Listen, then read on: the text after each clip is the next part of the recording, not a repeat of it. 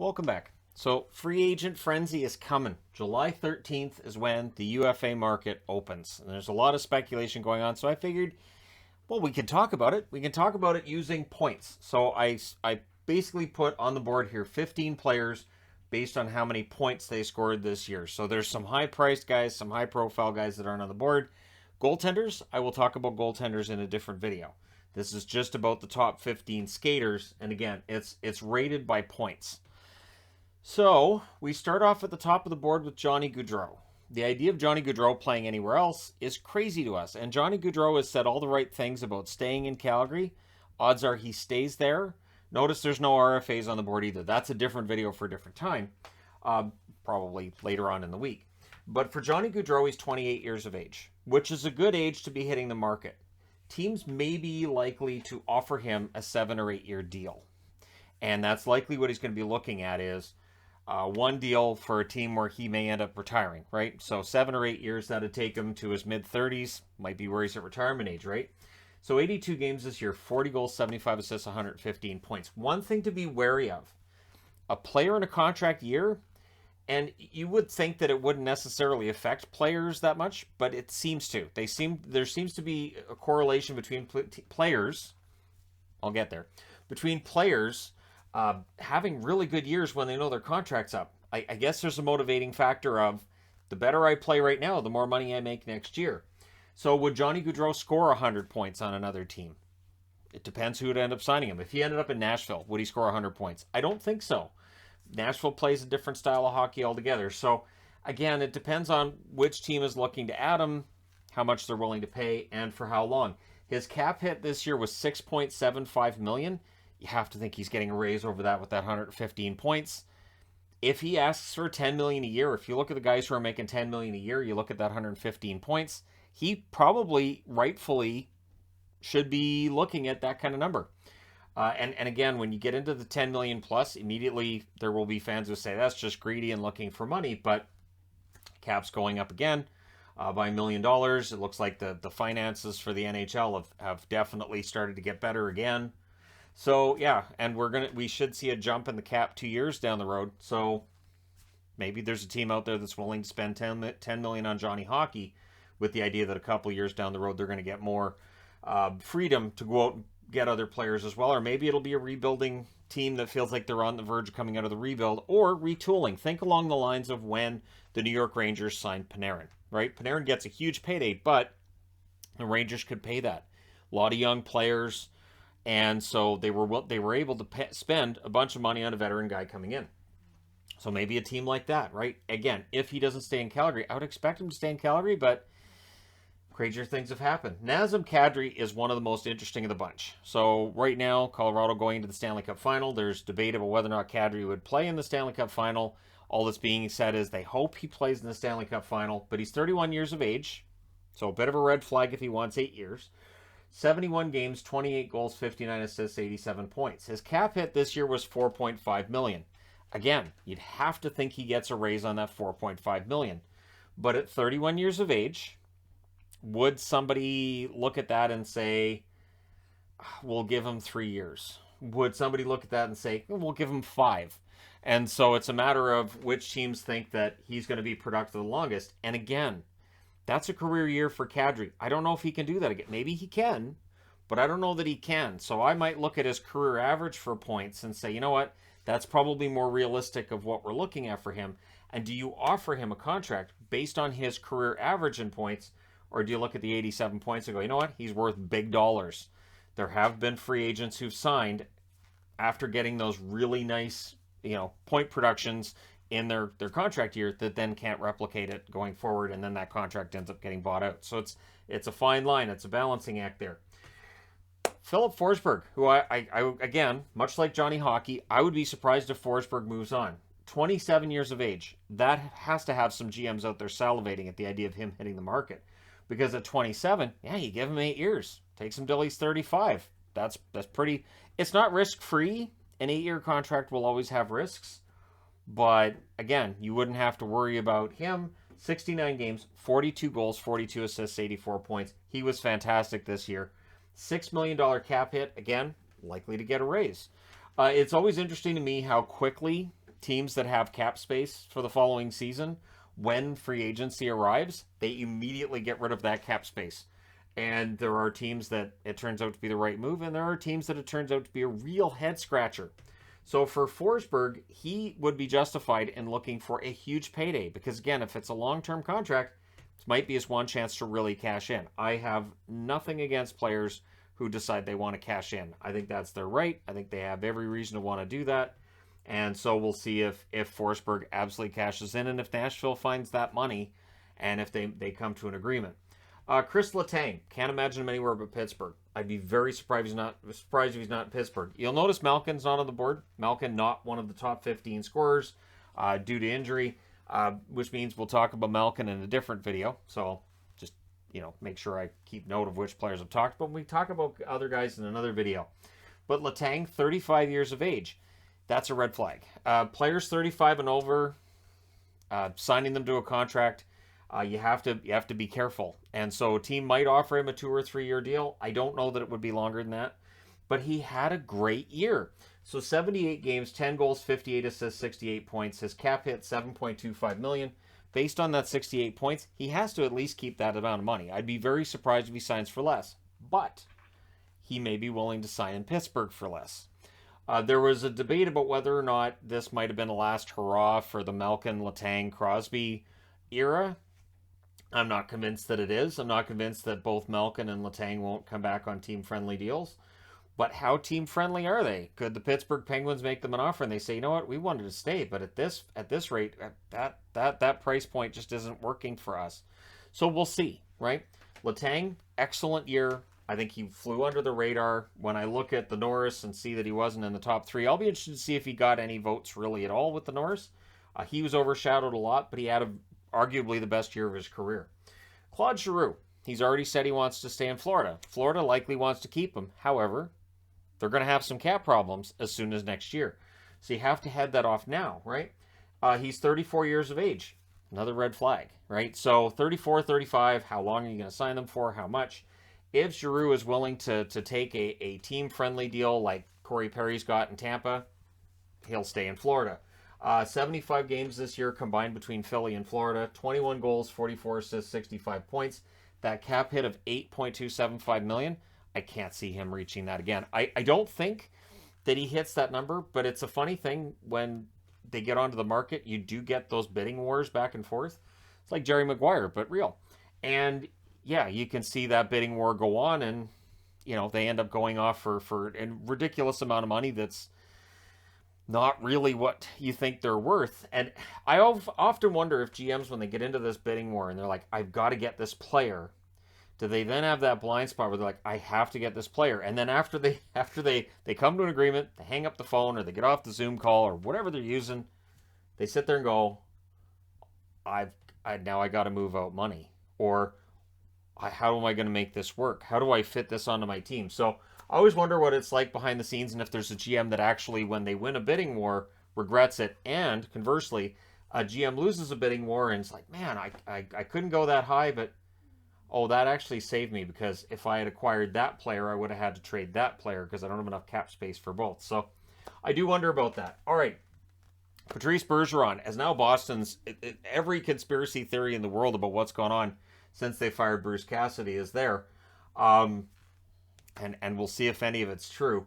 To the point where I'm watching a TSN video today and Dave Poulin even saying, well, what if Bergeron retires and becomes the coach? Sure, why not? And then he points out that Jerry Cheevers did it and that Terry O'Reilly was only a year removed. I remember. I'm old enough to remember. Those are examples of how maybe it's not a great idea because long-term it just didn't work out. But Bergeron's 36. And so if he decides to retire, it's been a great career. If he decides, okay, I want to retire as a Bruin, but if on July 13th he gets a crazy offer from a contending team that he says, I have to take, I want to stay in Boston, I'd love to be, but that offer over there is great.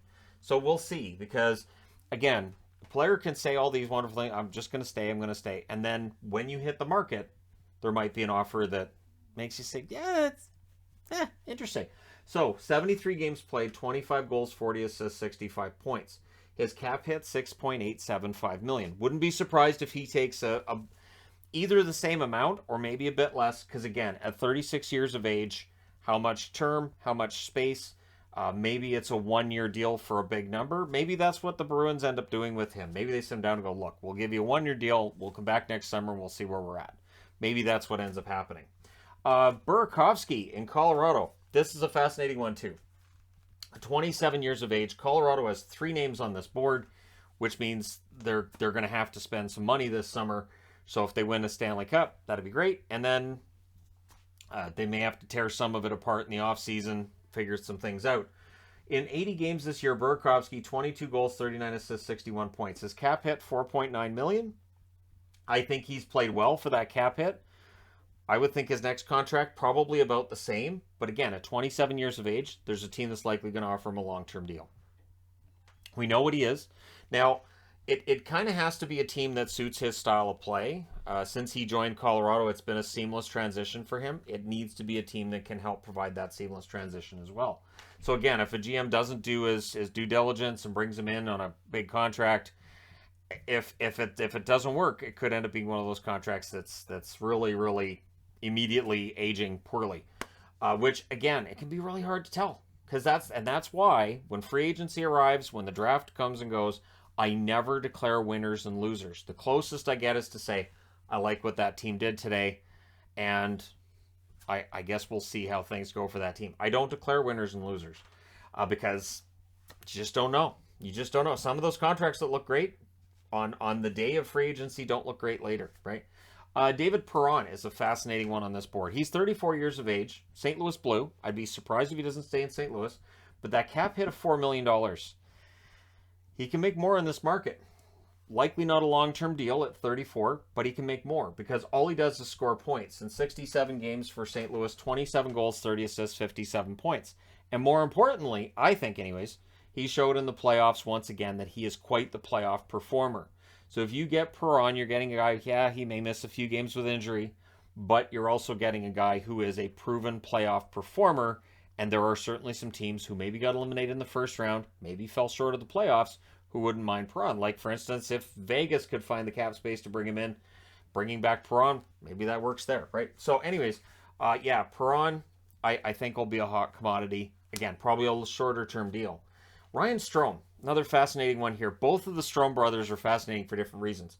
Ryan Strome has gone back and forth between being underrated and overrated and having poor seasons and great seasons, and now I think it's kind of in the middle. So he's 28 years of age. Again, that'll perk up the ears of certain GMs because you want to bring guys in on a contract that are preferably younger. You're not as worried about their production falling off. 74 games, 21 goals, 33 assists, 54 points. His cap hit, a reasonable $4.5 million. I would think he probably stays around that cap hit. I'd be kind of surprised if he gets more money than that on the market, but the market can be crazy. Again, you can have bidding wars. We'll see where he ends up. And right under there, also a New York Ranger, Andrew Kopp. So while the Rangers are in the conference final and things are, going well for them at home, Kopp, 27 years of age, he has fit in so well with the Rangers. 72 games, 21 goals, 32 assists, 53 points. His cap hit, $3.64 million. Now, the 53 points would tell you he's probably going to get a bump. However, this is a career year at 27. I don't know if he hits 50 points again next year. Maybe he's more of a 40-point guy. And so does a GM sit down and again, going back to the Kadri example, do you look at his career average for points and say, we think you're worth this based on your average season? Or do you just look at this season and go, you had a great year, we think you can replicate it, here's a bunch of money. We've got suitcases full of money here for you, all dollar bills just so you can have fun with it. We'll see what happens. But yeah, Andrew Kopp is one of my favorite players, and I'm still kind of sad Winnipeg traded him, but he could be in for a big payday. And so we'll see if the Rangers find a way to keep him around. They've already expressed interest in keeping him. I think he's really fit in well there. I think he'd love to stay. But again, the salary cap means that it doesn't always work out that way. Interesting name on the list too, Phil Kessel. 34 years of age, in 82 games this year for Arizona, 8 goals, 44 assists, 52 points. His cap hit, $8 million. He's not making $8 million on the next contract. Also, one thing that might work against Phil is a GM looking at his games played, consecutive games played record. that he's trying to pass Keith Yandle next season. And it's interesting because Keith Yandel's games played streak came to an end, and people got really mad at Philadelphia about it. So if I'm a GM and I'm looking at Phil Kessel, unless I see him playing all 82 games, unless I see him being a key guy that I'm not going to make a healthy scratch at any point, do I take the risk? Kessel had, I thought it was a decent season passing wise. The 8 goals troubling, and again, it's Arizona. Maybe his numbers were down, but it didn't feel like Phil was as dialed in this year as he was say last year. So with Kessel at 34, how much money do you give him? And again, with that games played streak, you have to be sure that you're not going to end up having the PR nightmare that Philadelphia had. The PR nightmare that Florida avoided by letting Yandle go, right? So we'll see where Kessel ends up. I know there's people who would like to see him back in Toronto. I don't know if he'd want to go back to Toronto. Maybe at this point, because he wouldn't be counted on to be a key guy, maybe he'd be fine being on a third line in Toronto, and maybe that would work out really well. He might even give them a discount. But again, that's just me speculating. No idea. And it's kind of fun to speculate. I just don't want to go crazy with it. So videos like this is where I restrict it. This is as close as it gets. Now, Valeri Nichushkin. The question was asked, and I'll talk about this in this video too, about why it didn't work out in Dallas. Didn't work out in Dallas because he didn't click with Lindy Ruff. The Dallas organization didn't have a lot of faith in him. And he had 0 goals his last year in Dallas. He looked lost. It has worked so well in Colorado. My prediction with Nichushkin, I have no reason to say this other than just a gut feeling, that he's 27 years of age. He had a great year this year for Colorado. In 62 games, 25 goals, 27 assists, 52 points. His cap hit $2.5 million. I think he'll look for a raise. I don't think he'll go crazy with it. I really, because again, when you find a place where you can play after you've been somewhere that it just didn't work out, for Nichushkin, you have to remember, if you move on and you sign a $6 million, $5 million contract somewhere else when Colorado can't offer that, you may not last in that other location. It may not work that well. And I always like it when players understand that where they are is really a good place to be, and maybe they sign that team-friendly contract. They don't hold out. They don't make it this big, ugly, public, issue, and they just sign. My prediction with Nichushkin is I think he stays. Of the 3 players from Colorado on the board, I think they find a way to keep Burakovsky and Nichushkin. I'm not sure if they can afford Kadri. So I'd be although, if they win the Cup, I think that helps because players like winning Stanley Cups, and they give teams a discount in terms of what they're asking for in their contract because they really like holding up that cup and they want a chance to do it again. So winning the Stanley Cup has that double-edged sword. It does mean you may be able to sign guys for less. It also means for some of your support players, their asking price may go up, and you may have to let some of them go because their resume now includes that cup ring. They feel like they were a key guy, and so their asking price might go up. So it can work both ways there. Now, under Nichushkin, we got Trocheck. Trocheck has been very good in Carolina. 28 years of age, so Nichushkin at 27. You would think he'd get a longer-term offer at 27. Same with Trocheck at 28. And whoever picks up Trocheck gets, at the very least, a really good second-line forward. 81 games, 21 goals, 30 assists, 51 points. And as I kept saying during previews this year, feels like Trocheck should have more points because he's very prominent. His cap hit this year was $4.75 million. I could see him keeping that cap hit. I could see somebody picking him up. I could see Carolina keeping him too. Again, of the guys on the board, I'd be kind of surprised if Trocheck moves on because it has been a very good fit. And at 28 years of age, maybe you throw him a 5-year, 6-year contract and he takes it. Maybe somebody offers him 8. But Trocheck, I would think, probably stays in Carolina. Now, Tampa Bay's on the board, 14th on the board with Andre Palat. Palat, great run for him. Tampa Bay Lightning, back-to-back cups. But the Lightning are always going to be up against the cap because of the fact that they have all this success. And as I mentioned, it does bring up the cost to keep guys together. It means it's expensive. He's 31 years of age, 77 games, 18 goals, 31 assists, 49 points. His cap hit this year was $5.3 million. Saving that $5.3 million by letting Palat go might be the smart move for Tampa Bay. I don't know if he gets a $5.3 million contract elsewhere. He might. And again, his playoff if Tampa Bay wins this 3rd cup in a row, That's going to mean for any player on Tampa Bay that'd be a free agent, you got 3 cup rings, teams are going to want you on their roster. And so Palat might end up getting a really good contract. And at 31, he's not older. He's the same age as Kadri. Didn't have a career year like Kadri. 49 points is good for him, and it's not unrealistic to expect 49, 50 points out of him next year, too. So we'll see. I expect him to leave Tampa because every year we seem to be seeing players leave Tampa, and it doesn't matter. They end up basically bringing guys in either at the trade deadline or bringing guys up from the minors who fill in really, really well. So I expect that trend to continue. And then you have John Klingberg at the bottom of the board at 15th. 29 years of age, 74 games, 6 goals, 41 assists, 47 points. His cap hit in Dallas this year was $4.25 million. That cap hit's reasonable, but it is low. For the amount of points produced by Klingberg, it is low. I'm not going to lie. But he wants an 8-year deal. An 8-year deal would take him into his late 30s. And I'm guessing he wants a cap hit higher than $4.25 million. If it's an 8-year deal he's insisting on, I don't think he stays in Dallas. I think he ends up somewhere else. We've already seen him saying he feels disrespected by Dallas here and there. So we'll see, right? Whether or not Dallas finds a middle ground in order to keep him, or if there isn't a middle ground, he's insistent on the 8 years, which is his right. It's his right to be insistent on that contract. And I think somebody will give him 8 years if he hits the market. But I do worry about that contract aging badly. Now, if Dallas lets Klingberg go, they have to replace him. Now, whether it's Thomas Harley from within or if they look somewhere else and they bring in another free agent, it'll be interesting to see what Dallas does to try to make up for that loss. Maybe they go out and get Letang. They went out and got Ryan Suter last offseason, so why not? But anyways, there you go. The 15 top point producers among UFAs. I thought it'd be a fun way to start talking about the free agent market today. Let me know your thoughts in the comment section below. Who stays, who goes, and how much do they get? Let me know your thoughts. Don't forget to hit like and subscribe. If you're browsing your way through, you just happened upon this video. Thank you guys so much for watching, for all your support. I will talk to you again soon.